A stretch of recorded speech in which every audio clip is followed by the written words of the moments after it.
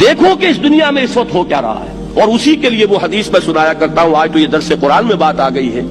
وہ حدیث میرے نزدیک آخری چیز ہے، اس کے بعد بھی اگر آنکھ نہیں کھلتی کسی انسان کی تو میں نہیں سمجھتا کہ وہ اپنے گرد اس نے جو یہ فلا تزکوا انفسکم،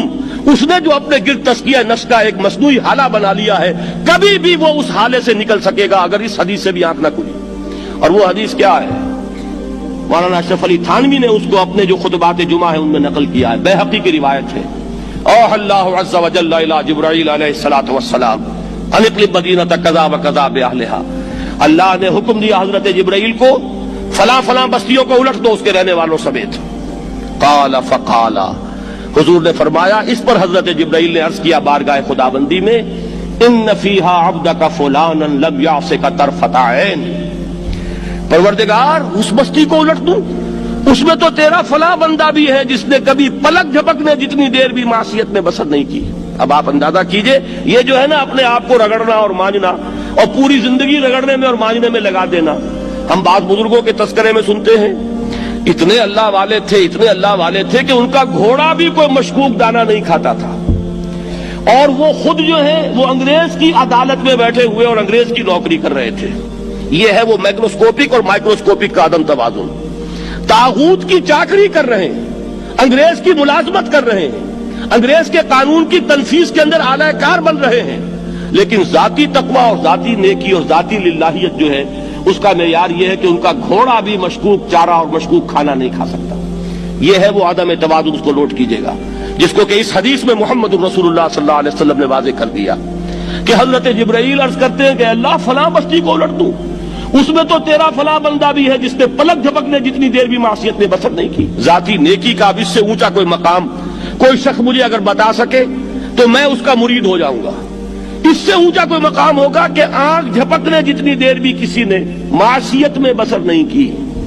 ذاتی نیکی کی معراج۔ لیکن حکم کیا ہوا بارگاہ خداوندی سے؟ قال فقال، حضور نے فرمایا، اللہ تعالیٰ نے حکم دیا جبرائیل کو، اقلب علیہ وعلیہ، الٹو اس بستی کو، پہلے اس بدبخت پر پھر دوسروں پر۔ کیوں؟ فإن وجہہ لم یتمعر فی ساعۃ قط، اس لیے کہ اس کا چہرہ کبھی میری غیرت میں سرخ نہیں ہوا، اس چہرے کا رنگ نہیں بدلا۔ بے غیرت انسان، بدیاں پھیلتی رہیں، میرے دین کو روندا جاتا رہا، میری شریعت کی دھجیاں بگڑتی رہیں، عوامر کا مذاق اڑایا جاتا رہا، نواہی کے لیے دنیا کے اندر جن چیزوں سے میں نے روکا اس کے لیے فلسفے تراشے گئے، اور یہ لگا رہا مست رکھو ذکر و فکر صبح گاہی میں اسے، یہ سوائے ذاتی اپنے اس اصلاح کے اور ذاتی تقویٰ کے اور ذاتی نیکی کے اور ذاتی عبادت گزاری کے یہ میدان میں نہیں آیا، اس کا خون نہیں کھولا کبھی، اس کے چہرے کا رنگ متغیر نہیں ہوا، لہذا یہ دوہرا مجرم ہے۔ یہ ہے وہ تصور جو یہاں پر نوٹ کیجئے۔ ہاں، اس کے یہ معنی بھی نہیں ہے کہ نماز بھی نہیں پڑھ رہے، روزہ بھی نہیں رکھ رہے، اقامت دین کے کارکن ہیں، فرض نماز آ گئی ہے وہ چلی جا رہی ہے، جماعت کا کوئی اہتمام نہیں ہے۔ اب یہ دو انتہائیں ہیں، ایک انتہا یہ کہ وہ تزکیہ نفس جو ہے اسی میں وہ رگڑنے اور مانجنے کا عمل جاری ہے، ایک یہ کہ اس کا سرے سے کوئی تعلق ہی نہیں، اپنی ذات سے بحث ہی نہیں۔ وہ کیفیت وہ ہو گئی ہے جو یہود کی آئی ہے قرآن مجید میں کہ تامرون الناس بالبر وتنسون انفسکم وانتم تتلون الکتاب، کیا تم لوگوں کو نیکی کا حکم دیتے اور اپنے آپ کو بھول جاتے ہو؟ یہ دوسری انتہا ہے۔ پھر وہی بات عرض کروں گا، وہی بال سے زیادہ باریک اور تلوار کی دھار سے زیادہ تیز راستہ ہے جس پہ چلنا ہوگا، کہ نہ یہ ہو کہ وہ مبالغہ ہو رہا ہو، اپنی ذاتی اصلاح میں تو مبالغہ کی حد تک آگے جا رہے ہیں، اور دوسرے یہ کہ اپنے دین کی تبلیغ و اشاعت، اقامت دین کی جد و جہد، اس کا کھانا ہی نہیں کھولا زندگی میں، وہ کھاتا ہی نہیں کھلا ہے۔ یہ ایک انتہا ہے۔ دوسری انتہا یہ ہے کہ انسان یہ سمجھے اپنے آپ کو کہ میں تو مجاہد فی سبیل اللہ اور دین کا کارکن اور دین کا میں اللہ کے دین کو قائم کرنے کی جد و جہد کرنے والا ہوں، جبکہ حال یہ ہو